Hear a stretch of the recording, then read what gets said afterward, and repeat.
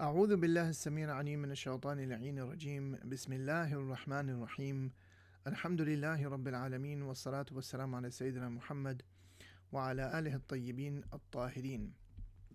This is the fourth segment in this video series devoted to a critical analysis of reports on the attack on the house of Fatima al-Zahra alayhi salam. And you may recall from the previous segment, which was part 3, we concluded that segment with a rather brazen admission on the part of an Indian scholar who had been writing in Urdu, Shibli Nu'mani, in which he admitted that the report in the Musannaf of Ibn Abi Shaybah, as well as in Tabari, which we will look at, was keeping in character with the character of Umar ibn al-Khattab. And I said that we would look at an even more important confession regarding this attack, and that is none other than the deathbed admission of regret on the part of Abu Bakr of his attack on the house of Fatima al-Zahra alayhi salam, among other things. That report is there in the Tarikh of al-Tabari. This is Muhammad ibn Jarir al-Tabari, who died in the year 310. This is the 11-volume edition edited by Muhammad Abul Fadl Ibrahim, which was originally published. This is a reprint, but originally published by Maktabat Darul Ma'arif in Cairo. And this report is in volume 3 of the History of al-Tabari on page... Well, the part that we are interested in is on page 430, but the report, in fact, begins on page 429. It is a rather long report. And just to give you some background, this has to do with ultimately it has to do with Abu Bakr's designation of Umar ibn al-Khattab as his successor. And to this end, he asks to speak to Abdurrahman ibn Auf, and he's the person who is relating what transpired when he visited him. So that's where the backdrop is. If you have to understand that Tabari's history is by year. So this is actually the events of the year 13, and he actually puts them, strictly speaking, after the death of Abu Bakr in the way that Tabari is arranged, and deals with it in the section of the succession of Umar ibn al-Khattab. And so the section is actually entitled Dhikru Istikhlafihi Umar ibn al-Khattab, or an account of his designation of Umar ibn al-Khattab as Khalifa. Now that chapter heading is in square brackets, so that means that it's probably not there in the manuscript, that it's not there, in the manuscript which Muhammad Abul Fadl Ibrahim relied upon. But anyhow, that's the background to it. And it's a very long report in Arabic, so I'm not going to read the whole thing. But I am going to read out the isnad, and then we will come back to an analysis of the isnad after we look at exactly what is being said here. So this is on page 429, volume 3 of the Tarikh al-Tabari, edited by Muhammad Abul Fadl Ibrahim. حدثنا يونس بن عبد الأعلى قال حدثنا يحيى بن عبد الله بن بكير قال حدثنا الليث بن سعد قال حدثنا علوان عن صالح بن كيسان عن عمر بن عبد الرحمن بن عوف عن أبيه. عن أبيه means that it's the father of Umar ibn Abdurrahman ibn Auf. In other words, Abdurrahman ibn Auf.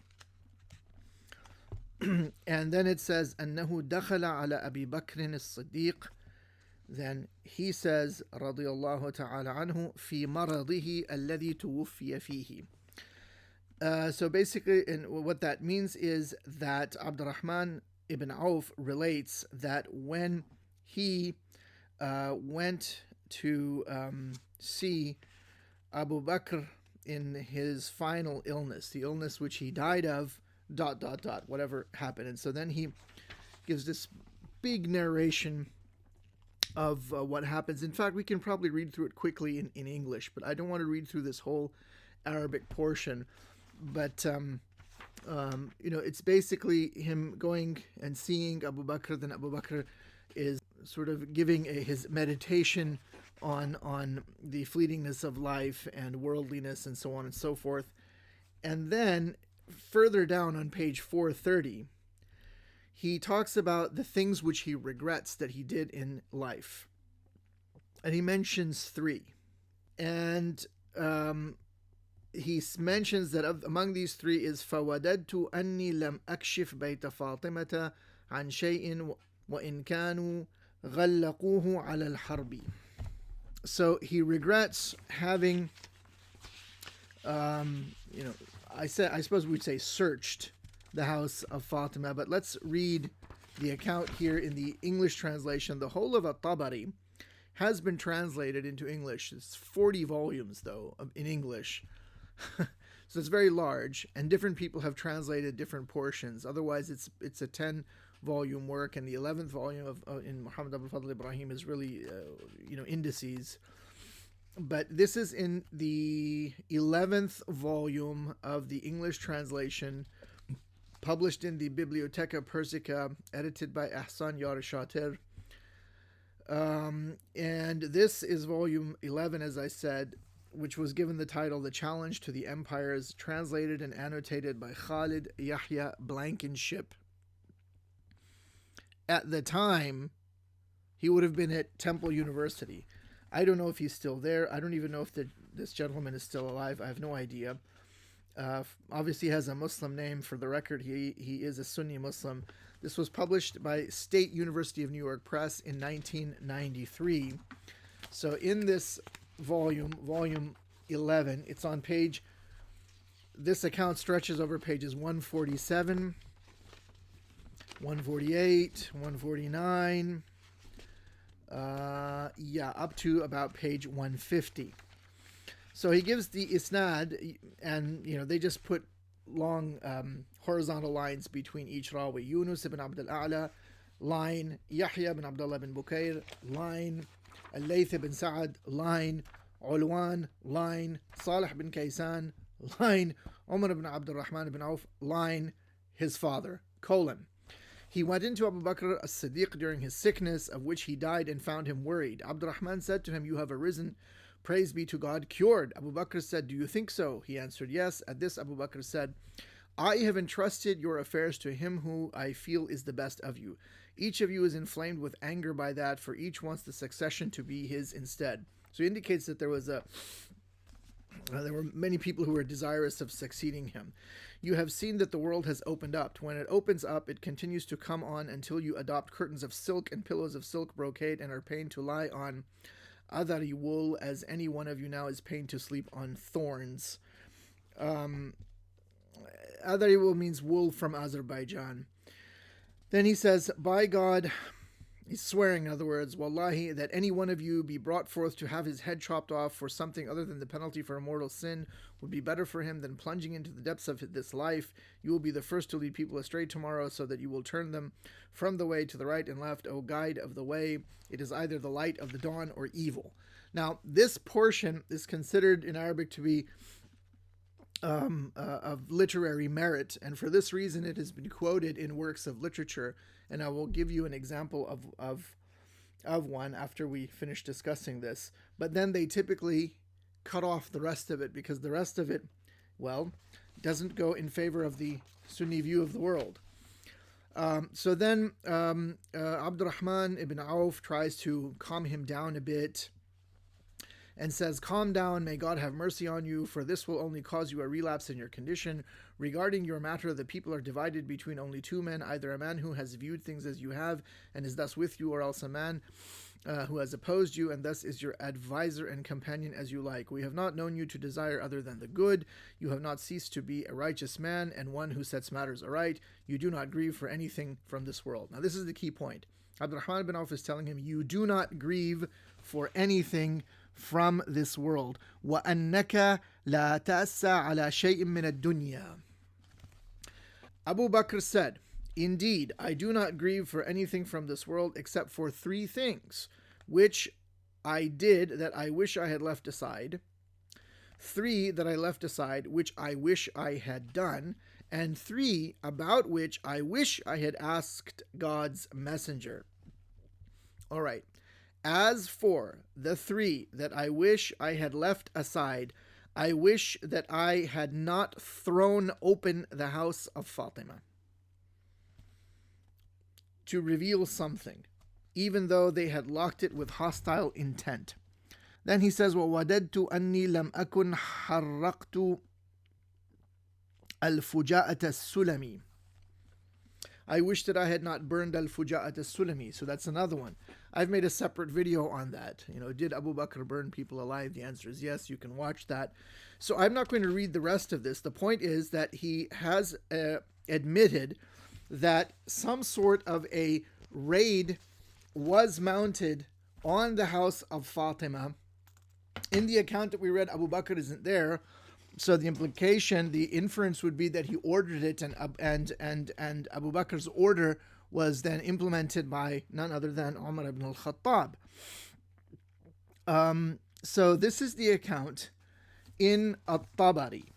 Now, as usual, we should take a look at the isnad, because the isnad is really the way that our Sunni opponents like to evaluate reports and authenticate them or throw them out, as the case may be. And so we have in this isnad 7 names. 7. And none of them are problematic according to the Sunni works on biographies of hadith transmitters, except one, and that's namely the person known as Ulwan. More full form of his name would be Ulwan ibn Dawood al-Bajali. But let's go in order. So the first Rawi is Yunus ibn Abd al-A'la. Now you will remember that we have this reference book, Taqrib al-Tahdhib, by Ibn Hajar al-Asqalani. It's a very useful reference work if you just want to look up if people are reliable or not. So let's look at Yunus ibn Abd al-A'la. Yunus ibn Abd al-A'la should be on page 569. In fact, I've noted it down here, but I can just read off from this sheet of paper. And I think maybe what I will do is I will we can display the relevant portion of the text. So Yunus ibn Abd al-A'la, page 569 of Taqrib al-Tahdhib. I'm using the same edition which I used in the previous segments, namely the edition published by Salah ad-Din ibn Abd al-Mawjud, edited by him, publisher Dar ibn Rajab, and Dar ibn Rajab is in al-Mansura in Cairo, in Egypt, excuse me. So Yunus ibn Abd al-A'la, page 569, entry number 7907, thiqatun, means he's reliable. The second Rawi is Yahya ibn Abdullah ibn Bukayr, not Bakir, ibn Bukayr. Page 548, entry number 7580, thiqatun fil layth. That is to say, he is a reliable transmitter when he's transmitting from al-Layth, and then it says وَتَكَلَّمُوا فِي سِمَاعِهِ عَنْ Malik. And, there is some difference of opinion if he's relating a hadith from Malik. In this case, who is he relating from? Well, the third figure in the chain of narrators is none other than al-Layth, namely al-Layth ibn Sa'ad. So you may refer to page 419, entry number 5864. Here's even more. Thiqatun, thabtun, faqih. So he's a very reliable transmitter. Then we have Ulwan ibn Dawood al-Bajali. Ulwan ibn Dawood is not mentioned in this book. We will come back to him. The fifth person, so Ulwan is the fourth. The fifth person is Salih ibn Kaysan. It should also be remarked that sometimes people confuse Ulwan and they think it's Ulwan ibn Salih. But it's really Ulwan ibn Dawood, and there may be some confusion with this other narrator, Salih ibn Kaysan. Wallahu a'lam. But Salih ibn Kaysan is mentioned on page 224 of Taqrib al-Tahdhib, entry number 2884. Thiqatun thabtun faqih. Also extremely reliable. Then we have Umar ibn Abdurrahman ibn Auf. He's the son of the famous Sahabi. He's page 370, entry number 4936. Maqbulun. His hadiths are acceptable. And finally, we have Abdul Rahman ibn Auf, the famous Sahabi. Page 301, entry number 3973. And what does it say about him? It says, Ahadul Ashara, one of the 10. Meaning, one of the 10 people who, according to Sunni belief, not Shi'i belief, was guaranteed paradise. So whatever he transmits is absolutely beyond reproach. So what do we do with this guy Ulwan? Well, Ulwan is not considered to be reliable. Why is he not considered to be reliable? The simple answer is he's not considered to be reliable because he's a narrator of this report. He is classified as what is known as munkarul hadith. In other words, someone whose hadiths should be repudiated. Well, not to be pedantic, but here what we're talking about is strictly speaking not a hadith. A hadith has to be an account, according to the Sunni definition, of a statement of the Prophet ﷺ, or an action of the Prophet ﷺ, or a tacit approval of the Prophet ﷺ. So strictly speaking, this is an athar according to their own terminology, namely an account relating to a companion. Whatever, the work that we have to refer to now, one second, is a book called Mizan al-I'tidal. So Ulwan ibn Dawood al-Bajali is mentioned in Mizan al-I'tidal fi Naqd al-Rijal, and that would be in the Darul Ma'rifa Beirut edition, edited by Ali Muhammad al-Bijawi, volume 3, page 108 to 109. Now on page 109 to 1010, the account which I just read to you from Tabari is related there with the same chain of the same chain of narrators. Actually, there's more than one. That chain is there, and there's another chain as well.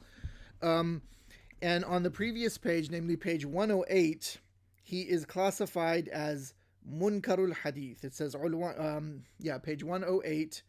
Entry number 5763, that's page 108 of volume 3. Ulwan ibn Dawood al-Bajali, Mawla Jarir ibn Abdullah.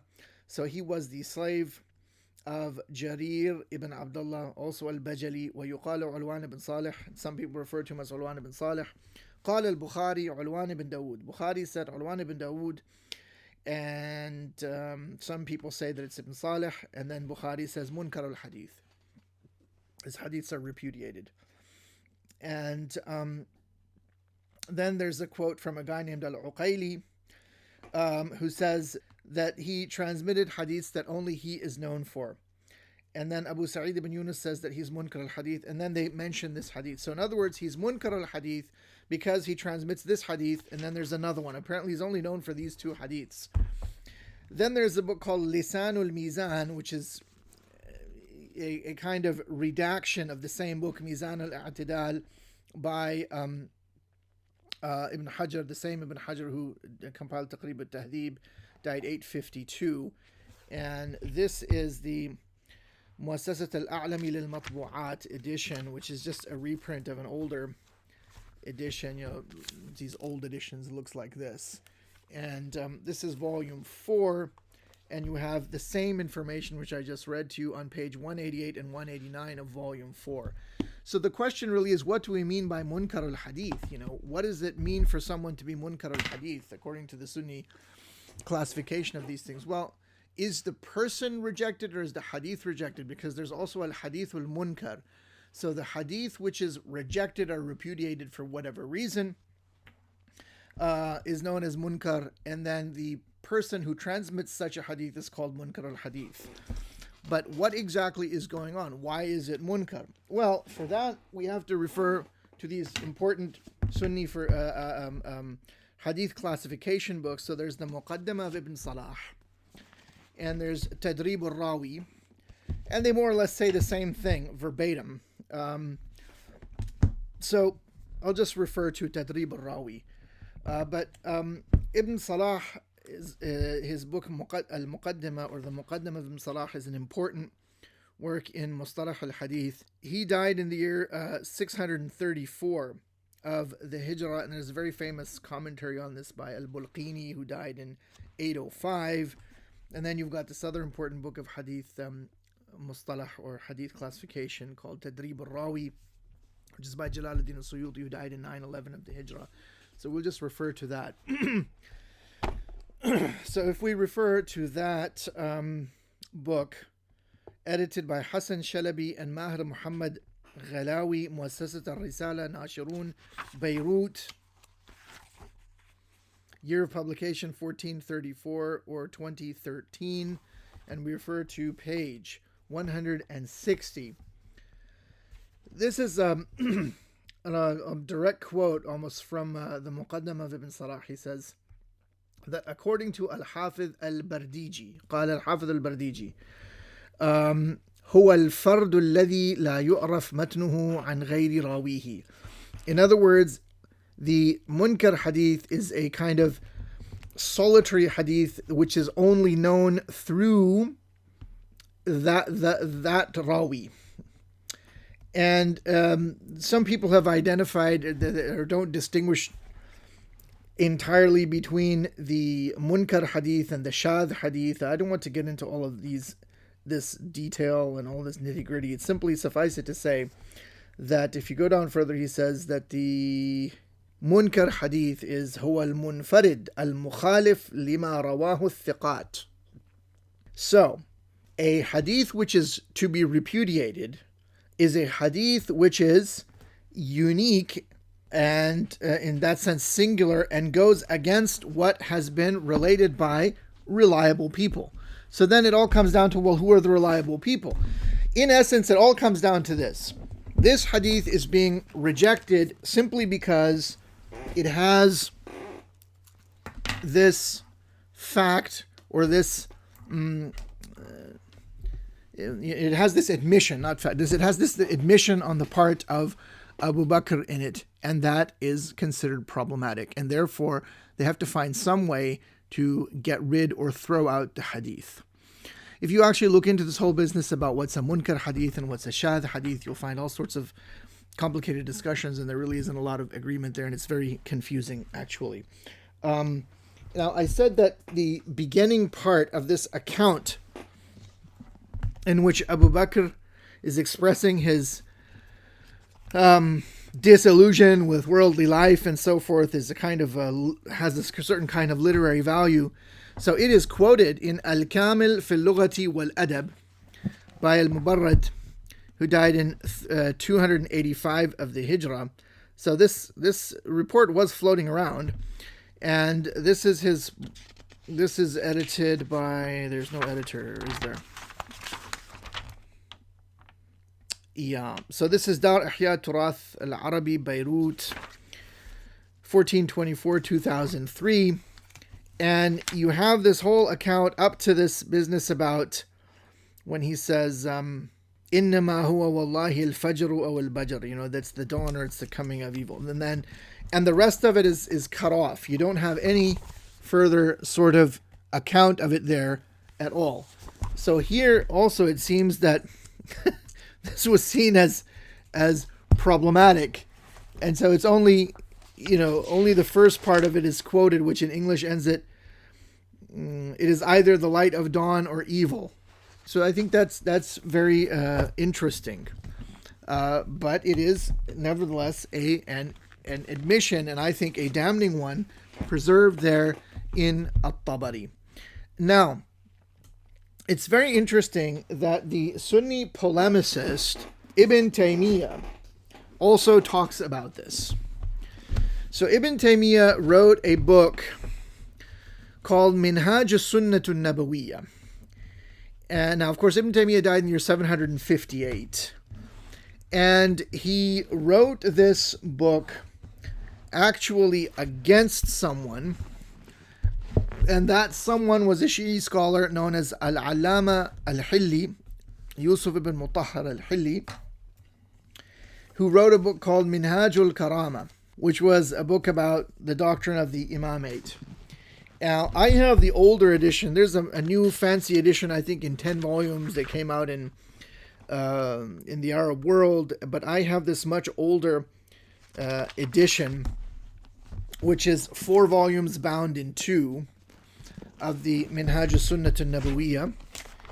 Let's see if I can get a date. If I go to the last volume, maybe there's a publication date. It's a very old one. Yeah, this should be 1322. So this is the 1322 edition Hijri. So in volume 4, page 220, he mentions this. He says, قال الرافضي. So the Rafidi individual, in other words, he's quoting Al-Allama al-Hilli. It says الثامن, so it's the 8th point or some sort of 8th evidence. الثامن قوله في مرض موته ليتني كنت تركت بيت فاطمة.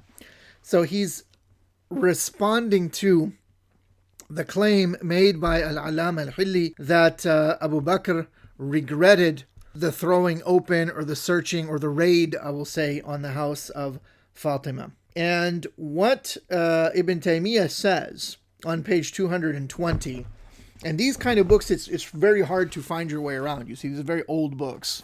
So usually we give a line number when referring to these old books. So this is volume 4, page 220, line 13. He says, وَغَايَةُ مَا يُقَالُ. This is Ibn Taymiyyah speaking. وَغَايَةُ مَا يُقَالُ إِنَّهُ كَبَسَ الْبَيْتَ لينظر هل فيه شيء من مال الله الذي يقسمه وأن يعطيه لمستحقه.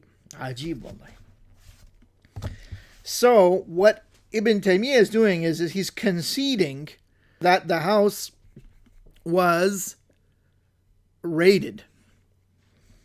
So he concedes that the house was raided. He says that the most you can say is that the house was raided and searched, so that it might have been, so that he might determine if there was anything of the wealth of Allah, so to speak, so that some sort of money owed to the state, which should have been divided and given to those whose right it was.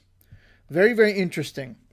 So actually boggles the mind that, is it really possible that Fatima az-Zahra alayhi salam and Ali ibn Abi Talib alayhi salam are somehow going to be hiding some sort of wealth which is due to the Muslims or belongs to someone in the Muslim community who has a right on it, and therefore Abu Bakr should actually have the house violated and penetrated. I mean, kabasa is a very interesting word in Arabic that he should use that. It's also the same root from which we get the word kabus, which means nightmare. So it's like they come, it's like a surprise raid. That maybe in the United States, the immigration or ICE or a SWAT team or something would come and smash down the door and come in and raid the house. So he's admitting that, saying that, the most you can say on this report is that the house was raided. And of course it was justified because they had to determine if there was any any wealth being stored up there that belonged to somebody else. Very interesting. So this is the report that we find in the Tarikh of al-Tabari, the admission on his deathbed of raiding the house and his regret for doing that. You don't regret something good. You don't have a regret for something you're proud of. So I think that this is an extremely damning admission on the part of Abu Bakr. And it further corroborates what we have already looked at in terms of the report which is there in the Musannaf of Ibn Abi Shaybah. Now, there are other reports as well. So if we go back to the Tarikh of al-Tabari, there is in the Tarikh of al-Tabari also in the same volume, same edition, volume 3, page 202, an account there as well, which is related in the events of the year 11, just after the events at the Saqifa of Bani Sa'ida. And here it says, أتى عمر بن الخطاب منزل علي وفيه طلحة والزبير ورجال من المهاجرين. So this is after what's happened at the Saqifa. Umar ibn al-Khattab comes to the house of Ali, and Talha and Zubayr and other men were at the house as well. فقال, and then Umar says, والله لأحرقن عليكم. I swear by Allah that I will burn it down. In other words, the house on top of you. أولا تخرجن إلى البيعة. Unless you come out and make the bay'ah. So again, that idea of burning the house down is there, or at the very least, the threat of that happening is there in Tabari. Also, if we refer to the Ansab al-Ashraf of al-Baladhuri, this is the first volume. Al-Baladhuri died in the year 279 of the Hijrah. This is the first volume edited by Muhammad Hamidullah, Dar al-Ma'arif, Cairo. And if we turn, usually these Cairo editions don't give a year, which is very annoying, but they give them at the end. I think I mentioned once before at the end of the video. But anyway, it's 1959. And if we turn to page 586 of this edition, we have here that أن أبا بكر أرسل إلى علي يريد البيعة. Okay, so Abu Bakr sent someone to Ali asking, he sent word, you could say, to Ali, demanding that he give the oath of allegiance or the bay'ah, فَلَمْ يُبَايَعْ, which he did not do. فَجَاءَ Umar, then Umar came, وَمَعَهُ فَتِيلَةٌ. Umar came and he had a, fatila literally is like a wick, but it means a torch here. And then it says that فَتَلَقَتْهُ فَاطِمَةُ عَلَى الْبَابِ, then Fatima met him at the door. فقالت فاطمة, and then Fatima said, يبن الخطاب, O son of Khattab, in other words Umar, أتراك محرقا علي بابي, do I see you, ready to burn down the door on me? قال نعم, and he says yes. So this is also another report which backs the idea of a raid on the house of Fatima al-Zahra alayha salam.